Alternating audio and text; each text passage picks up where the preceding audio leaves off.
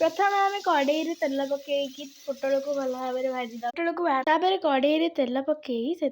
जीरा पकईदे तेजपत्र तापर बटा मसला मगज बटा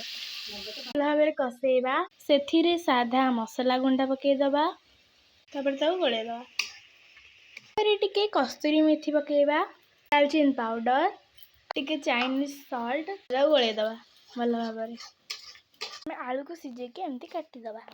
आम पोटल को पकईवा सीझा आलू को पकईदबा सब गोलैदबा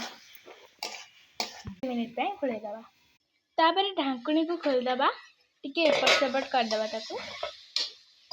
ग्रेवी आम टिके पानी पकईदबा पकई गोलैदबा पुणी आउे ढांकुणी को बंद करदबा 5 मिनिट तापर स्वाद अनुसार टिके लूण पकईदबा तापर हलदी तापर पुणी गोलैदबा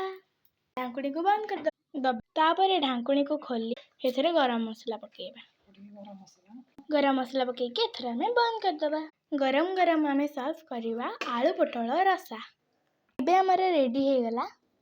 चलंतु आमे टेस्ट करवा बढ़िया टेस्टी आपण माने करी खातु बहुत बढ़िया लगी